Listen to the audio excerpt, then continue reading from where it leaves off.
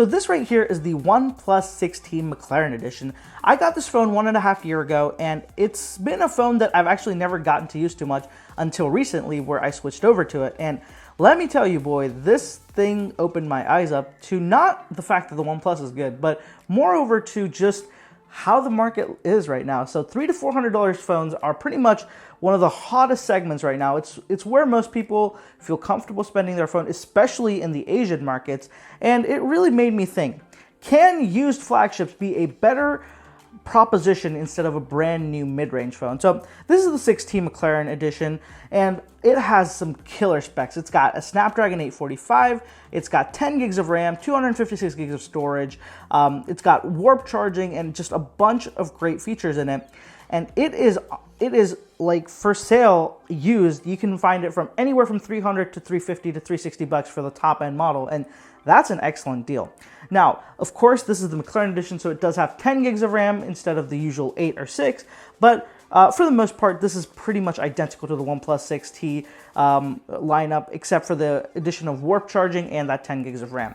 So this is, a great proposition. When you look at it on paper, this thing has most mid-range phones beat, and let me talk about that, because I personally think that mid-range phones are not the way to go. You should really consider getting a used flagship, and the number one reason has to be build quality. Build quality on flagships they've always been consistently one step ahead of mid-range phones. Now, mid-range phones, they have to cut corners somewhere, and more likely than not, it's with the build quality and materials used. Not even just the quality of the build, it's usually materials used. So with flagships, you're gonna get great materials like glass, aluminum, stainless steel, all these cool, things that feel very special in your hand, like frosted glass, all this cool stuff. It really does only come up with most flagships. Now, while yes, there are some mid-range phones that do have more glass and aluminum builds now, there's just something else about the fit, finish, and overall feel of a flagship phone, and the OnePlus 6T nails that, right? It might have been the more budget flagship in its day, but it absolutely nails build quality. Every time you pick it up, the buttons, just the look, the design, nothing feels cheap about this. Nothing feels like it was compromised when you look at build quality. There's a good heft to it that screams quality, and I think that that's an important thing that a lot of people overlook when buying a phone. Now, while build quality is the first thing you may feel when you pick up a phone, the first thing you see is this display. Now, this is a 6.44-inch display. It's 1080p resolution. It's got, it doesn't have anything crazy like 90 hertz or anything. It's 60 hertz, but it does come with, a pretty good design, very minimal bezels. There is a teardrop notch, but it is a pretty solid display for its time, and I think even now it holds up really well to some of these Android mid-range displays. Those are usually not even AMOLED sometimes. This is an AMOLED panel. It's got a teardrop notch, which actually I prefer to the hole punch, and overall I think that display is something that these flagships will always be a step ahead of on compared to even like the latest mid-range phones, because they had more money to play with. This wasn't a place they had to cut corners, so it's usually going to get something fantastic. And the OnePlus 6T display, while comparing to other flagships it was average, comparing it to mid-range phones, it's pretty far ahead. And I really think that people would get a completely different experience on displays if they chose a flagship over a mid-range phone. Now, another thing that flagships usually have are cutting-edge features. Now, this can be a good thing or a bad thing, and there's one thing that's bad about this phone consistently. Not bad, but something that definitely annoys me is the in-display fingerprint scanner. So if you guys don't know, this is one of the first phones to come with an in-display fingerprint scanner, and let me tell you, you can tell it's one of the first phones to come with an in-display fingerprint scanner because it's slow, it's inconsistent, there's so many issues with it throughout. I am not a fan of in-display fingerprint scanners, especially the optical ones, because I don't like them. And this phone makes me hate them even more because this is slow, it takes time to authenticate, and there are so many times when it won't authenticate even if you did the same exact thing as you did last time. And another thing is, you have to usually look at the screen to know where to put your finger. Now, this usually gets better with muscle memory, but I still kept finding myself being just slightly off. And if you're slightly off with this phone on the fingerprint scanner, it won't unlock. So it's something that I don't like. It does become a double-edged sword there. But besides that, I really don't have too much of a problem with the phone display and most of the features. They're really good, and this is a good phone. So moving on, let's talk about one of the most important parts of any smartphone experience, and that is performance. Performance is so important that, it's just, I can't state it enough.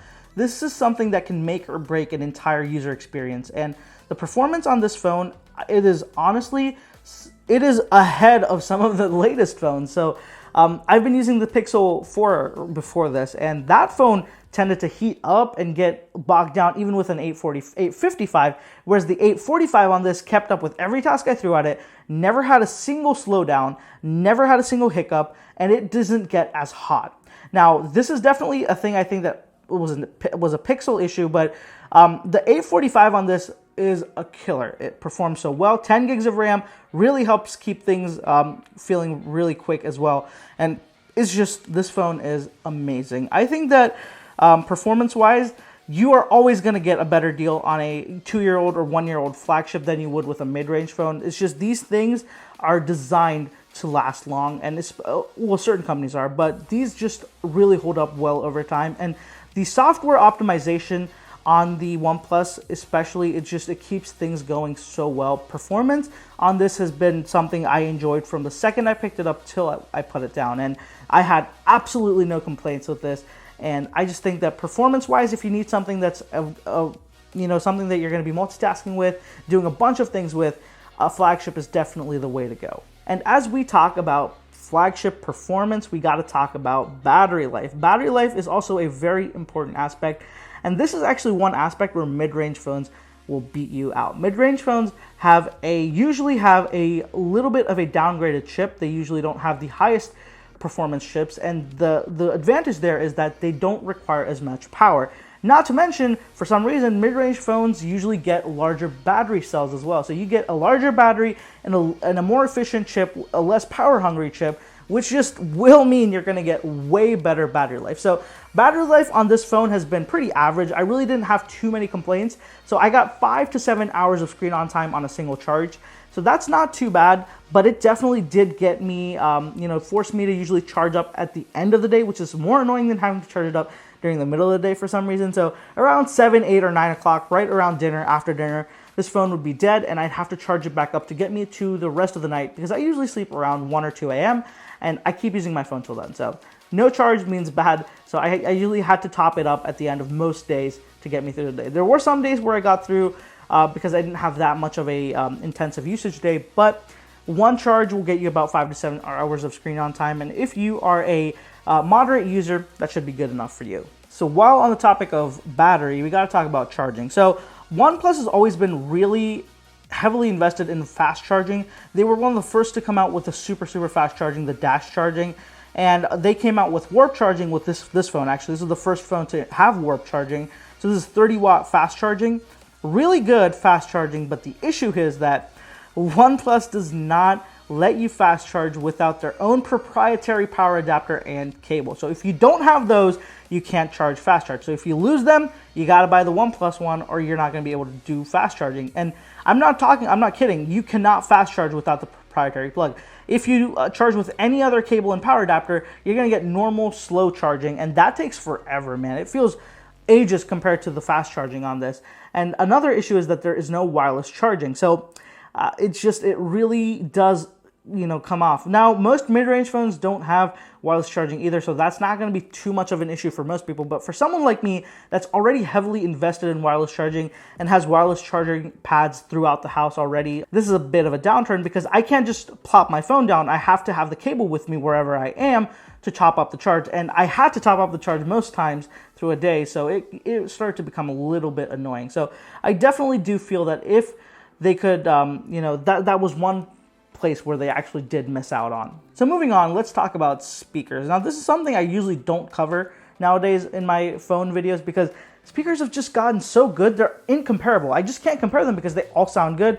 They're all stereo speakers. They usually have great bass, great sound output, and really there's not much to talk about. But this phone, we have to talk about it, and not for a good reason. These speakers are a huge letdown, especially because I'm coming from an iPhone 11 Pro and a Pixel 4, which have some of the best speakers on the market. This is, the quality was not the issue. The issue is the single speaker, and the other issue is that it is in a very inconvenient spot. So I'm right-handed. When I use my phone, the natural place for my pinky right here to rest is right where the single speaker is. So that means I end up blocking my audio almost every single time. It is very frustrating, and you have to learn to hold the phone different, and it just doesn't work for me. With a phone this size, I always like to have my pinky under the phone to have a little bit of support on it, and it really just blocks off the speaker, which is frustrating to me, and I really wish they went with a dual speaker setup, because every other phone has a similar setup, but since there's two speakers playing, even if you slightly block one of the speakers, it doesn't feel that bad. And I tested this, I compared this. It's really only an issue when you have a single speaker, which this phone does. So most mid-range phones don't have stereo speakers either, but if you're gonna buy a flagship phone, this is this was something I just couldn't pass on, and they were one of the last to add stereo speakers, so that kind of sucks. So that's something to keep in mind if you are looking at a OnePlus 6T in 2020. Let's talk about camera. So now I've got a lot of thoughts written down on the camera, so I'm gonna look towards them and tell you guys what I feel. So the camera on the 6T is just it's pretty average, but it can be very hit or miss. You can get great photos off this camera, but you really need to put in the effort. This is not just a, randomly take a photo and it's gonna be great. You have to think about it, you have to frame it, you have to make sure it came out well. Take the photo, check if it came out well, if not, try again. It's a process. You can get great photos, but there's some amount of effort that's required on your part. Now with flagships, that's usually not the case, especially with phones like the Pixel and the iPhone 11 Pro with their computational photography. Things are so easy. You just point where you want to take the photo, take it, and usually 99 out of 100 times that photo is going to be excellent, and you're not going to have to think about it ever again. You're never going to have to retake a photo because it came out blurry. This has that issue, and not a big deal, but definitely will, if you are somebody that likes their camera, it's going to be an issue. So what I did was I compared it to the best camera on the market, the iPhone 11 Pro, and you guys can see it holds its own very well in certain shots, but at the same time, on other shots, it looks really washed out, it lacks detail, and it looks grainy. And the biggest surprise to me, honestly, of this entire, comparing it with the iPhone, was that how inconsistent some of the photos can be. In certain photos, it looks so, punchy. The contrast is way up, the colors look over sharpened, but in some shots, it's so dull, the colors look lighter than they actually are, there's no detail. And this is something I found consistently with taking many photos. I'm going to throw them up on screen, of course, but there's just such a weird thing going on. And this definitely, the colors from this camera are not true to life. The iPhone 11 so far has been one of the most true to life cameras that I've seen. What you see is what you usually get on the iPhone's camera as well. So whatever you're seeing on the iPhone side, that's what the color really looks like in real life. So you can compare to the 6T, how far off it is. So that's just something that really comes out with the OnePlus 6T. It does a good job, but it is very inconsistent with a rear camera. Now let's talk about the front camera. Front camera on this phone is actually not bad. In the front, outdoors, it's really good. It's got a good wide angle going on, so you can fit a lot of people into frame when you're taking selfies. But it does have a weakness. When you try to take portrait photos, it is just terrible. I would not take portrait photos on this phone with the front camera. I just take a normal selfie instead. The portrait mode is just, it does some wonky stuff, and the photo ends up looking way worse. Nighttime, indoor performance and low light performance of the front camera is actually really good, way better than the iPhone too. So that was a little bit surprising, because the iPhone's front camera usually did a better job otherwise with details, colors, and everything else. But indoors, this camera still does a really good job. So I was very impressed. Video performance on this phone is average at best. Nothing to brag about, but nothing to complain about either. It goes up to 4K 60 FPS, even if it is limited to just 5 minutes of 4K 60 FPS. But a decent video camera as well. Nothing to rave about, but you won't have any complaints either. So the camera is really a toss-up here. It really will depend person to person if you're going to be okay with this camera or not. Personally, I wouldn't. I would want something a little bit better, but I know so many people who barely take any photos on their phone, so for them, it wouldn't matter at all. They would, whenever they would need it, it would get the job done, and that's what people care about. So camera-wise, it's really going to be a case-by-case situation. So wrapping things up, the OnePlus 6T is a very good phone, even if it is 1.5 years old.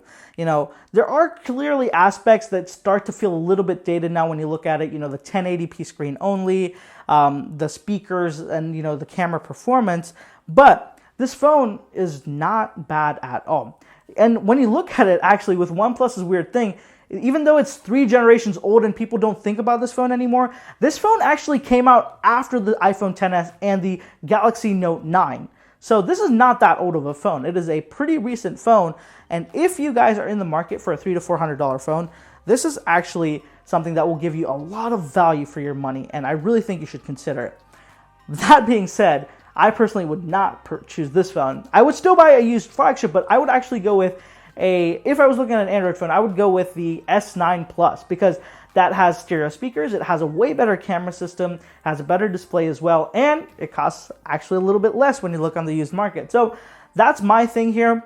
I think that it will come down to each person's preference, but I would highly recommend anybody in the market for a $300 to $400 phone to very seriously consider buying a used flagship.